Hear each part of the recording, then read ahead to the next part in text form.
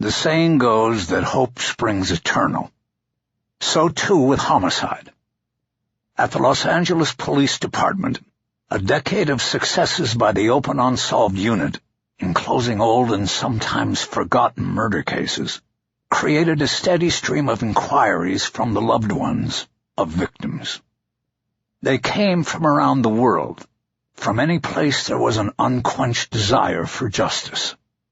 Every day came the calls and emails, and even visits. People asking about cases, hoping to spark the interest of the squad that investigated the past, seeking its hidden killers. So high was the tide of hope for justice and closure that the OU unit could not handle all the inquiries and still dedicate the time needed to the actual investigations. The department dug into the budget and hired a sorter, that is, a civilian employee who worked out of the OCP, the Office of the Chief of Police, and sorted through the dozens of requests that came in each week, sometimes each day. The sorter's name was Emily Robertson, and her main tools for dealing with case inquiries were the department's murder logs. These leather-bound books contained a chronological list of every murder committed in the City of Angels, going back to 1896. One page, one murder. There were more than 50 of these somber volumes on the shelves behind Emily's desk. When an inquiry came to her, or was referred to her, whether it was a phone call, an email, or a walk-in, it was Emily's job to find the reference to the case in the murder logs. By confirming the case and the year of the crime, Emily then knew which detective team in the Open Unsolved unit she should refer the inquiry to for follow-up. Each of the 8 teams in the unit was assigned specific years of responsibility. Any unsolved cases from its assigned years went to that detective team. Sometimes the follow-up took weeks, sometimes months. Every detective in the unit carried a sizable caseload, with investigations underway at varying stages. With more than 6,000 unsolved murders on the books, there was no shortage of work. If the referred case proved workable, that is, if there was evidence that bore analysis with contemporary technologies and investigative techniques, then Emily would step out of the picture as the detectives took over. If the review of the case determined that there was no means of proceeding or evidence to analyze, then it was referred back to Emily, who had the difficult task of informing a family or a loved one that the case still remained unsolved and unworkable. A dead end. Detective Harry Bosch enjoyed the sight of Emily Robertson when she came into the squad room each Friday morning with the week's sorting of inquiries. Not only did it mean the possibility of fresh cases for him to work, but he also liked talking with Emily. She was an attractive woman of about 40. She was too young for Bosch, though he could still think about it. The main attraction for Bosch, however, was that she spoke with emotional fervor about the cases she had sorted and the people who had come to her. She was the gateway between people whose questions had gone unanswered for so long and the detectives they hoped would bring resolution. The bottom line was that although Emily was not a detective, she understood the mission. That everybody counted or nobody counted. She seemed to take every case to heart, and that was a pitch over the plate to Harry Bosch. Indeed, the word around the squad was that Emily had seen a newspaper story announcing the sorting position and left a successful career as a legal secretary to take the job at a considerable reduction in pay. The Billy Ratliff case began for Bosch with Emily. On a Friday morning more than a year ago, she entered the OU squad room with the usual stack of green files she had prepared, one for each case she had sorted. Bosch watched her from his cubicle and waited. His partner that day was on vacation, so Harry waited patiently by himself to see if a file or two would come to him. Emily made her way around the room, dispensing files, sometimes with a conversation, sometimes leaving a file on an empty desk because the corresponding detectives were out in the field or off duty. She waited to come to Bosch last. She had one file left in her hand when she arrived at his cubicle. "Good morning, Detective Bosch." "Good morning, Emily. When are you going to start calling me Harry?" "I'm sorry. I always forget. Harry." She nodded as if trying the name out and seeing if it worked. "What do you have there?" She handed him the green file. "There's not a lot in there. This one was anonymous. Came in yesterday. He didn't say much, but I was able to find the case. 1992. One of your years." "Sure is." Bosch opened the file. It contained only 2 sheets of paper. One was a photocopy of the page from the murder log where she had found the case recorded. The other page was just a few notes from the anonymous call she had received. Bosch read this page first. 7/20/12, Anon. Male, 40s, ? Vic, Billy, 1991 to 95, Hollywood. Stabbed. Patrick Sewell killed that boy. That was it. Bosch looked up at Emily and smiled. "You know, maybe next time you get one of these, you should transfer it down here," he said. "This doesn't sound like a family member. This is a tip, and it should have gone to the tip line where officers take the info and can ask questions. Or if it's an old case like this, just transfer it down here." She nodded. I know. I tried to put him on hold so I could transfer the call, and he said he wouldn't hold. He said, "I told you all I have to say." And then he hung up." Bosch frowned. "And you think you got the name right?" "I think so. He said it twice. He said, 'Patrick Sewell killed that boy, Patrick Sewell.'" "Okay. So he gave the suspect's full name twice, but only a partial on the victims. Just Billy." "Right, and there were a lot of murders in the 90s.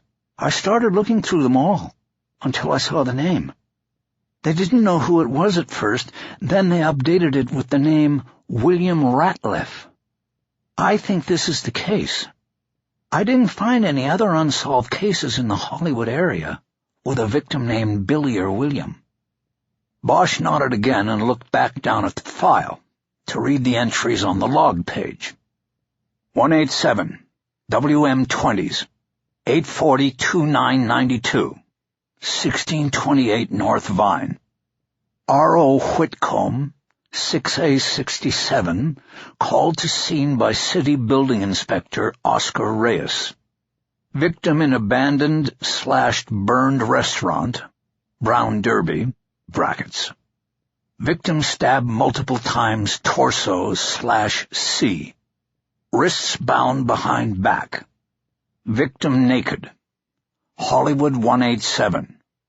Rogers/Quinlan. Bosch knew that the famed old Hollywood restaurant where the body had been found had been destroyed during the 1992 riots. It stood partially intact afterward, but was abandoned, except by the homeless, for almost another 2 years before being leveled and turned into a parking lot.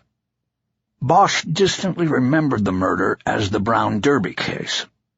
This was not because of any involvement on his part in the investigation in 1992, but because he had reviewed the stored evidence and case records contained in a binder called a murder book when he was assigned to the Open Unsolved unit and given responsibility for the year 1992. He rated the cases he reviewed on a scale of 1 to 5, with a 5 designation meaning there was highly viable forensic evidence that could be followed up on. But his memory at the moment was that he had rated the Brown Derby case a 1 or a 2, after he ran fingerprints collected at the crime scene and got no matches in the databanks, where millions of prints were stored. He didn't recall there being any DNA or other evidence worth pursuing, using modern technology and science. Below the initial entry was a short second paragraph added to the log by homicide detectives Rogers and Quinlan, after an initial assessment of the case and identification of the victim had been confirmed. 2-10-92 additional. Victim ID through fingerprints. William Ratliff, DOB 7-1473. Multiple 646B, 92-94. SID 94-00064. Prints, clothing, knife, tape. No suspects at this time. The second entry meant that the 19-year-old victim had been identified through fingerprints that matched those taken during multiple arrests for prostitution and soliciting. It also mentioned that the Scientific Investigation Division was processing all evidence from the crime scene. The shorthand on the entry indicated this included all collected fingerprints, the victim's clothing, a switchblade knife that may have been the murder weapon, and the tape that had been used to bind him. "What do you think?" Bosch looked up at Emily, who was still standing next to his cubicle. "Well," he said, "I remember this case, and you were a detective in 92? There was genuine surprise in her voice. "It was only 20 years ago," he said, smiling. "I actually was on the homicide table at Hollywood Division and worked with these guys, Rogers and Quinlan. But it wasn't my case, and that's not why I remember it. What I meant was that I remember reviewing this case when I was transferred to this unit, and 92 became one of my years. I looked through all the open cases from that year. There were a lot. We had the riots that year. Anyway, I looked at this one, and I don't remember there being any workable leads. I don't remember this name, Patrick Sewell, being in the file." "Okay. Is there anything you can do with it?" Bosch shrugged. "I'll follow up, see if I can find out who this guy Patrick Sewell is, and go from there." "Okay. Meantime, if the anonymous tipster calls you again, try to get him to me. Tell him a detective needs to talk to him." "Okay, I will." "Thanks, Emily. You have a good day." "You too, Harry." Bosch smiled, because she had used his first name. The evidence box from archives took 3 days to get to Bosch after he formally made the request. By then, he had already pulled the murder book from the records division and reviewed the case again. Billy Ratliff was a homeless kid who ended up on the streets of Hollywood at age 15. He was small in stature, with blonde hair and a toothy smile. He fell in with a group of fellow runaways who squatted in abandoned apartments and buildings, and sometimes lived in city parks and homeless shelters. They were drug users and panhandlers and prostitutes. Billy was known to engage in all three activities, and was in and out of juvenile halls, and then jails after he turned 18. He always came back to the boulevard and the so-called Rat Pack, in which he eventually served as the oldest in the capacity of alpha male. The investigative theory contained in the murder book was that Billy's street life took a fatal turn when he crossed paths with a psychopath who took him into the kitchen of a closed restaurant for an exchange of sex for money or drugs. According to the autopsy report, Ratliff was stabbed 7 times in the chest and torso with a rage and ferocity that were evidenced by indentations in the wounds made by the hilt of the killer's knife. The murder was classified as a hate crime because a psychological profile of the killing drawn up by a department shrink concluded that it was likely motivated by homophobic rage. No next-of-kin notification was ever made in the case.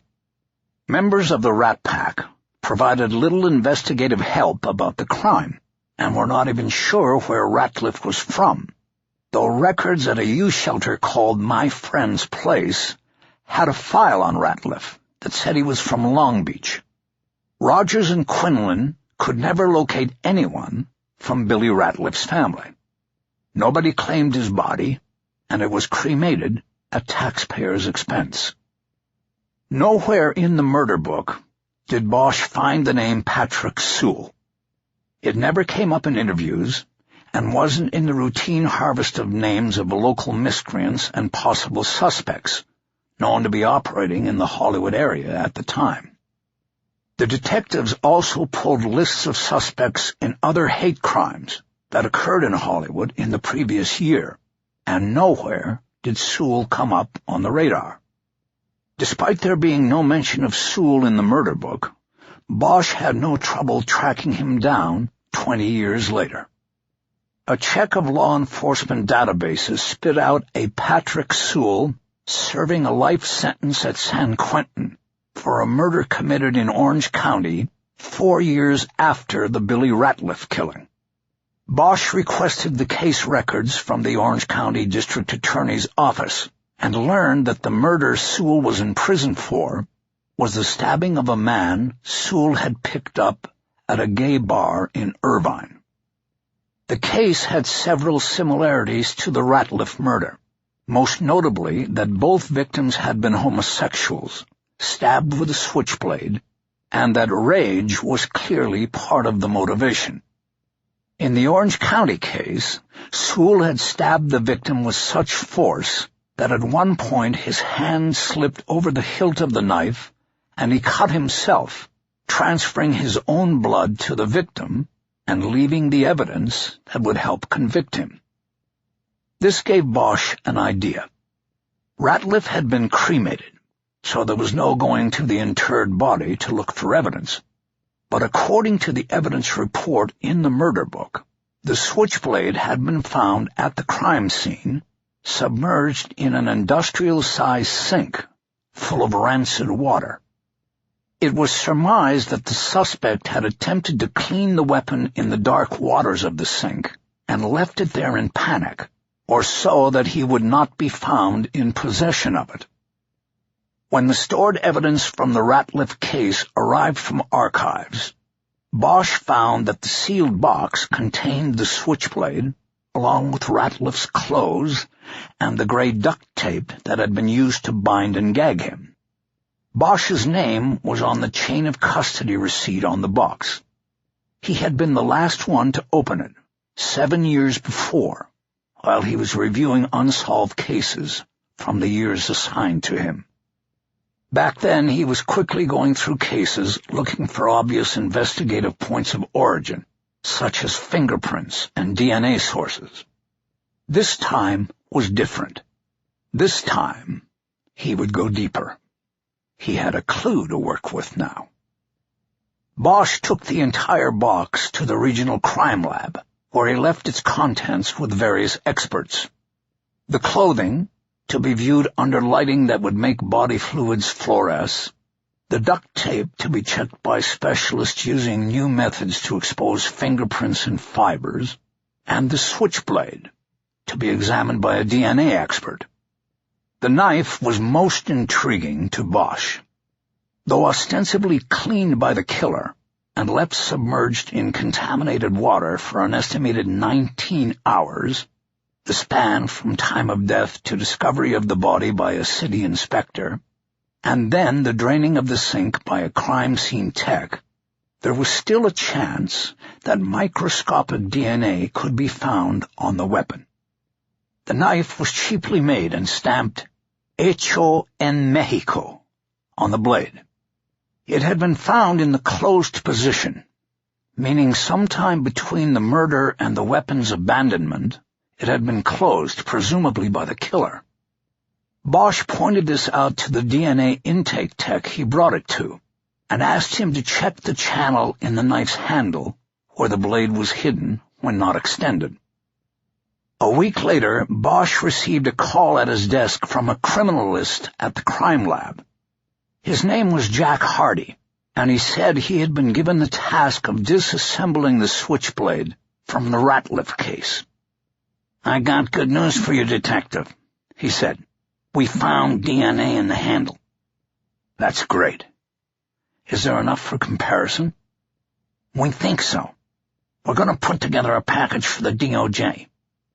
Bosch knew that all DNA analysis in criminal matters was handled by the California Department of Justice lab in Sacramento. The wait for results could be interminable. "How long before we hear back?" he asked, even though he suspected he would not receive an encouraging response. 6 months, Hardy said. 3 if we're lucky. "The guy who I think did this comes up on his first parole hearing on another murder in 5 months. He's up at San Quentin. The way they let people out these days, I'd hate to see this guy get out before we can hit him with this." "I hear you. I'll see what I can do to speed things along." The regional lab in L.A. had to be one of the DOJ lab's biggest and most important customers. People knew people between the facilities, and sometimes favors could be done. Bosch hoped for the best, but that was all he could do. He had taken the Ratliff case as far as he could take it. Now it was time to wait on it while he worked other cases. This was the routine in the open unsolved unit. A lot of irons in the fire at all times. Bosch waited for the science to deliver while he moved on to a different case. The next time Emily Robertson came through the squad room with that week's sorting, Bosch updated her on where things stood with the case. He said it was a long shot, but at least they had a shot. She seemed pleased. She even called him Harry after he gave her the update. It took the DOJ lab 4 months to return a verdict. DNA from the Switchblade had been matched to 2 people, William Ratliff and Patrick Sewell. Bosch could not have asked for a better result. Blood from both the victim and the suspect were found on the murder weapon. It looked like a slam dunk. Bosch took what he had to the district attorney's office to request that a murder charge be lodged against Sewell. He spoke with a deputy DA named Lionel Dupree, who was in the pool of prosecutors assigned to cold cases because of the unique challenges they posed at trial. The Lion, as Dupree was called by the cops in OU, did not call it a slam dunk. "It's not even a layup," he told Bosch. "Science can be challenged.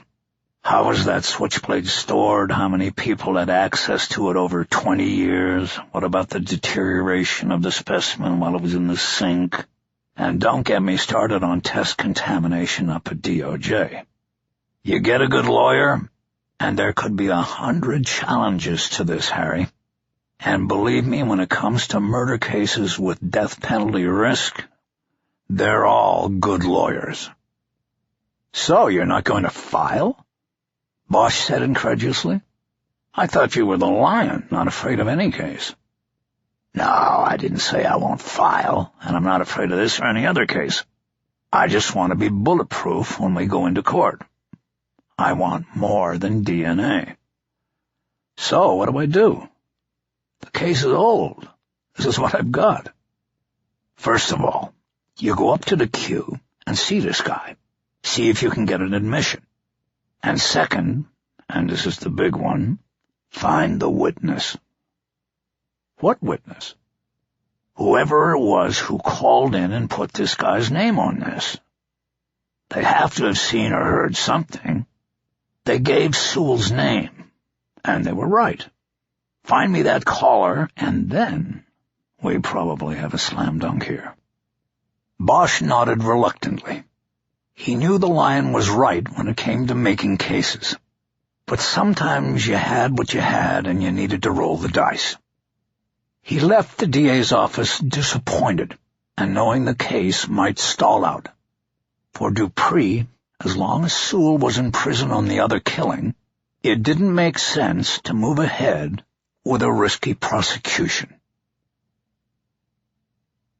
1 week after Bosch met with Lionel Dupree, he was sitting in a visiting room in the Adjustment Center at the California State Prison at San Quentin. The AC was so named in the 19th century because it was the building where new inmates were oriented to the prison's rules and routines, and it was now also where law enforcement interviews took place. Patrick Sewell was taken from his job in the prison's mattress factory and brought to Bosch for the interview. Bosch had had a long time to consider how he would play the inmate, and had even written out a script, which he'd edited and then committed to memory. Sewell was surprisingly small for a killer of men. Bosch had his file on the table in front of him and knew he was exactly 5'6" and 130 pounds. He had brown hair and glasses and had a thin smile on his face. It was a phony sort of smile, designed to cloak true intentions. He wore a baggy blue shirt and pants, the color status meaning he had achieved a level of trust inside the prison that allowed him certain freedoms within its 25-foot stone walls. It also meant that he was on a pathway toward parole. Bosch's script would play on that. "Patrick, I'm Detective Harry Bosch from the Los Angeles Police Department. How you doing today?" Sewell paused before speaking. He presumably had no idea what Bosch was there for. "I'm doing okay," he finally said. "Good. How are you set for your parole hearing next month?" Sewell shrugged. "I'm ready, I guess." "The captain tells me you've been a model prisoner. You must want to get out very badly." "I don't think there's anybody who wants to be here." Bosch nodded. "That's true, Patrick. You know if they turn you down, you don't get another shot for 2 years. Then if they turn you down again, it's 4 years. Best chance is the first shot." "What do you want, Mr. LAPD?"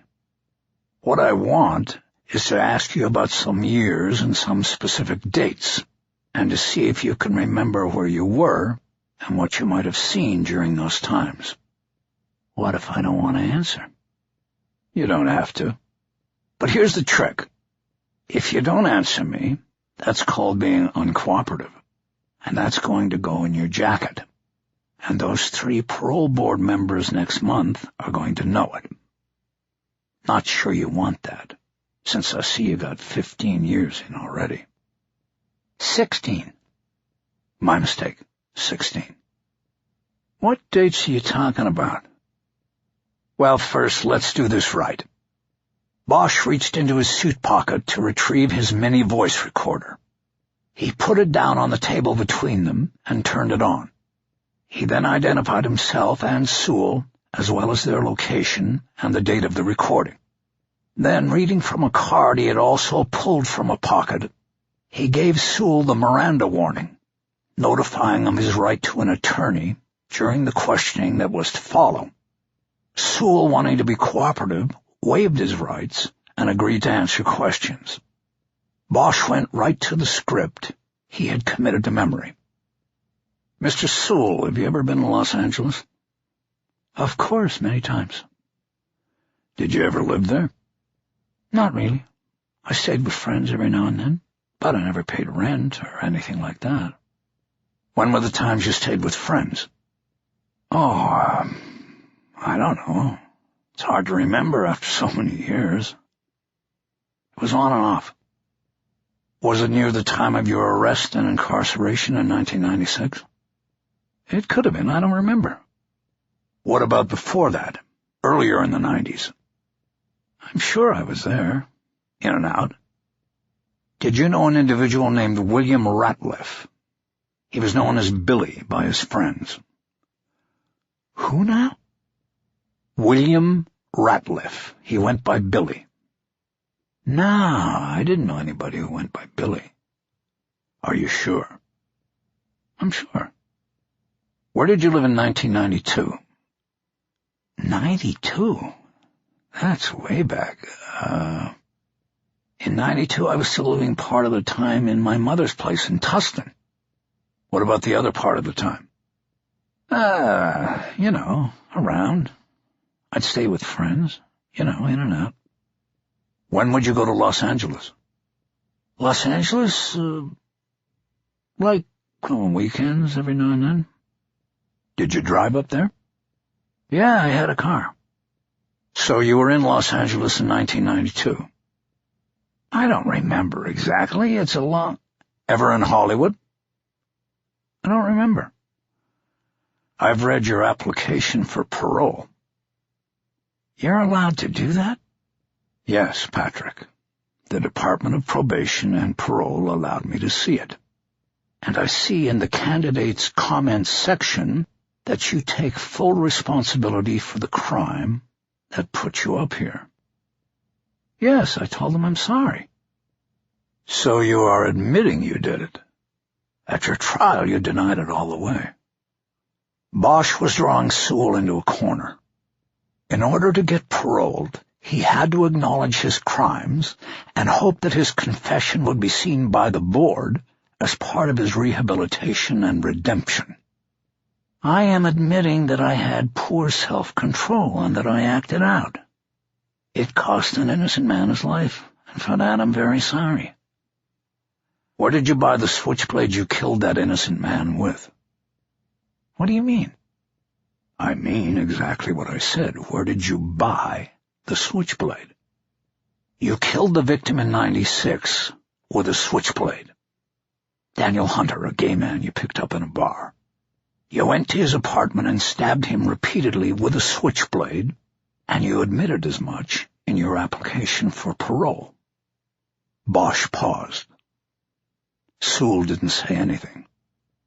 Now, I want to know where you got the switchblade, Patrick. You told me you were cooperating here. The pause continued. Sewell's eyes stared cold and hard at Bosch, because he knew it was one thing that could not be recorded on Bosch's micro-recorder and used against him. In TJ, he finally said. They sold them there cheap. Tijuana, Bosch said. Did you go there a lot? Not too much. When I got the urge. The urge to travel, or the urge to buy a switchblade? The urge for authentic Mexican food. When did you buy the knife? I don't remember. Did you buy more than one down there, Patrick? Just the one, as far as I remember. You sure about that? Pretty sure. Did you stab Billy Ratliff with a switchblade you bought in Mexico? No, don't be crazy. The answer is no. Were you in Los Angeles on February 9th, 1992? How am I supposed to remember something like that? Yes or no? I don't remember. There is a witness who tells us you killed Billy Ratliff. That is bullshit. No. He says you killed him. You stabbed him with a switchblade, just like you stabbed Daniel Hunter. Both of them gay, both of them stabbed with a cheap switchblade from Tijuana. It was you. No, you're wrong and you can't prove a thing. What witness? There was no witness. Yeah? How do you know there was no witness? Sewell realized he was skirting too close to an admission. Look, he said, you're trying to pin this on me because I got a parole hearing coming up. I'm trying to cooperate, but you're accusing me, and there isn't one shred of evidence against me. Depends on what you consider a shred. The convict stared at Bosch for a long moment. And what's that mean? It means the smallest shred in the world connects you to Ratliff. We've got DNA on the murder weapon. You stabbed him so hard your fingers slipped over the hilt, and you cut yourself, just like with Hunter. Sewell shook his head. You were lying. I wasn't even there. The science doesn't lie. You can forget parole, Sewell. You can forget everything. This time we're going for the death penalty. You want to save yourself from that? Then you talk. You tell everything. You'll never get out of here. But you'll be alive. Fuck you, liar. You wouldn't even be here if you had a case. I'm out of here.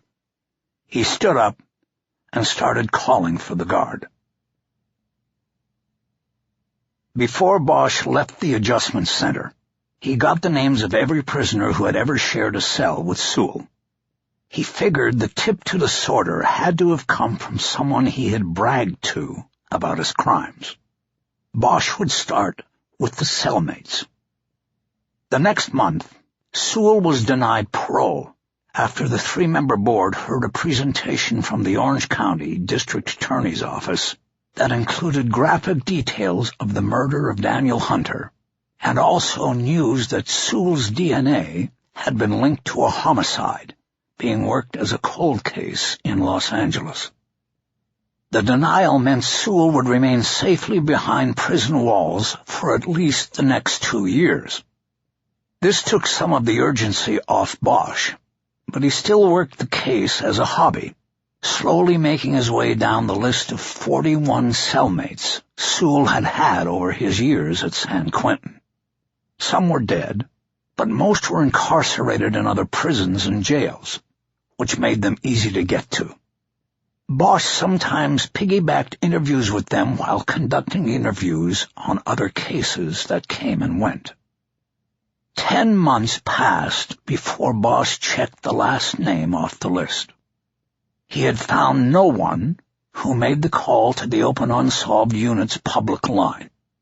He visited the lion at the DA's office to try to persuade him to go ahead with the case, even though DNA would be the only hard evidence. He argued that the circumstantial evidence, the similarities between the Hunter and Ratliff murders, Sewell's evasiveness during the San Quentin interview, would help win the day in court. But Dupree was unmoved. He stuck to the argument that as long as Sewell was in prison, there was no need to mount a potentially risky and costly prosecution. He fortified this with the fact that Sewell's first parole request had been denied, an indicator he was not going anywhere, and the hope that the longer they waited, the better the chance that the anonymous caller might come to light. On a slow day at the start of the new year, Bosch took a ride down to Santa Ana and the Orange County DA's office. He asked to see Ken McDowell, the deputy DA who prosecuted Sewell back in 1996. The two men had never spoken in person, though McDowell was aware of Bosch's efforts and had been the prosecutor who appeared at Sewell's first parole hearing to urge that he not be released. Bosch explained to McDowell where the case was and why it was stalled. "I'm grasping at straws here," Bosch said. McDowell, who was now the head deputy DA, shook his head and said he couldn't help Bosch. "It's weird, though," he said. "Our case started the same way." "What do you mean?" Bosch asked. "Anonymous tip. Somebody, it was a woman, called the OC Sheriff's tip line and said the guy we're looking for in that Irvine stabbing was Patrick Sewell. We took it from there, but we never did find out who the lady was who made the call." Bosch had not seen that in the abbreviated records he had received from Orange County at the start of his investigation.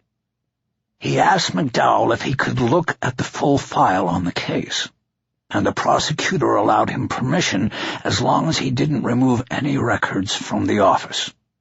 Bosch made the deal and spent the afternoon in an unused and windowless conference room looking through 2 cardboard file boxes. Near the back of the second box was a copy of the pre-sentencing report prepared on Sewell before he was sentenced for the murder of Daniel Hunter. Bosch learned many details about Sewell's life that he had been unaware of. He learned that when Sewell was a child, his father had abandoned the family after revealing that he was homosexual. He also learned that as an adult, Sewell had had his own troubled marriage. On the second Friday in February, Bosch invited Emily Robertson for lunch at Pete's Cafe, a restaurant heavily favored by police and civilians who worked out of the nearby police administration building.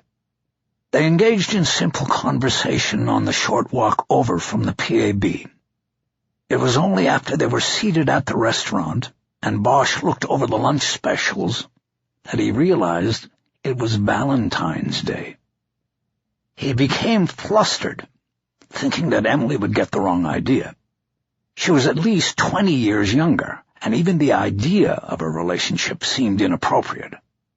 Bosch thought maybe people in the restaurant would think she was his daughter or his secretary. Either way, it didn't matter. What was important was that Emily not misunderstand.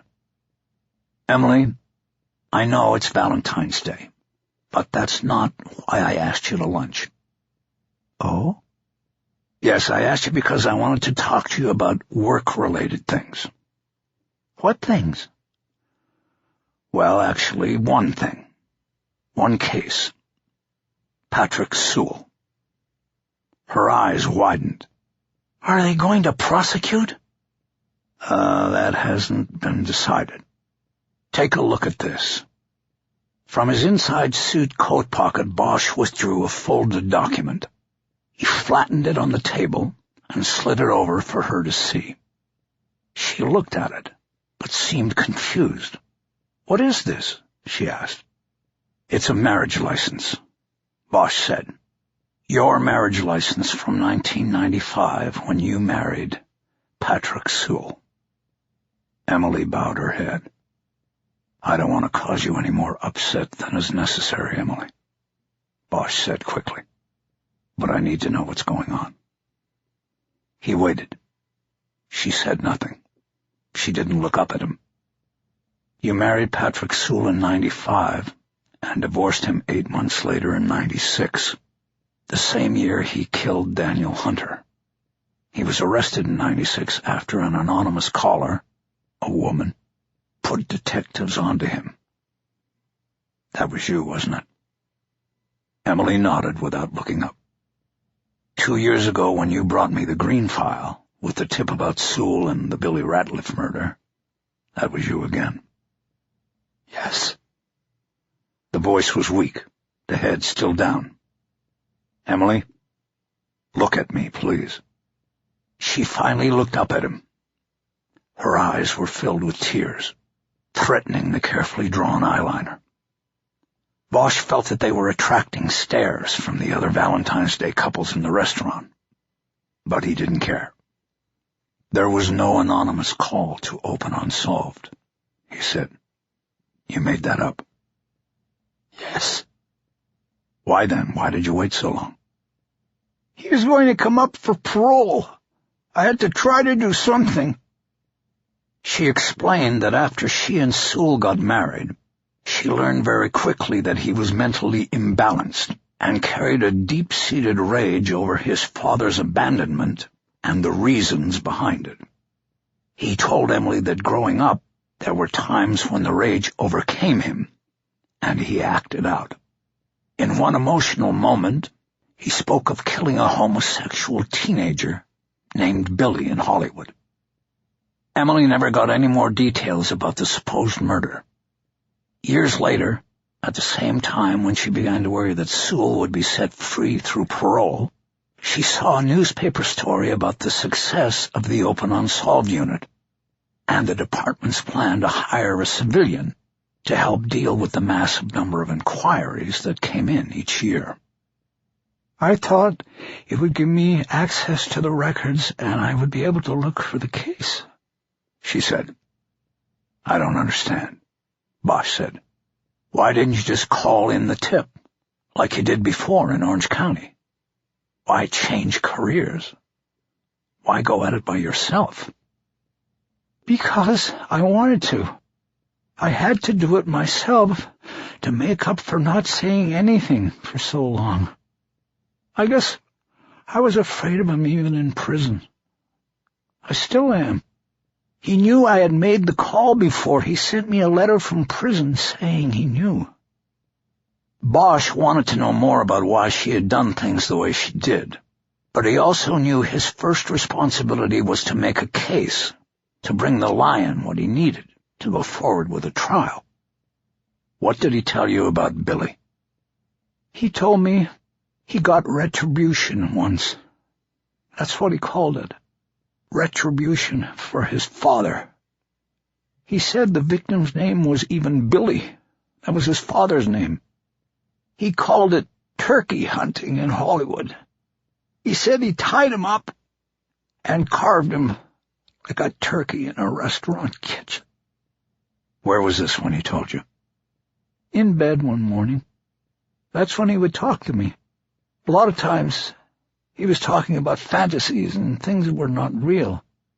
I thought the story about Billy was just another one of his weird fantasies, but then, after I saw blood on Patrick's clothes and then found out about the boy in Irvine who was killed, I realized at least some of his stories were real. Were there any other details you can remember? No, everything I told you was everything he said. You'll have to testify against him. I can't. I don't want to be in the same room with him. You have to, Emily. No choice. In less than a year, he gets another shot at parole. I was married to him. Doesn't matter. The spousal exclusion doesn't apply. She nodded. She already knew the law. She looked down again and whispered, "Okay, Harry. I'll do it." Bosch nodded. It was time to call the lion.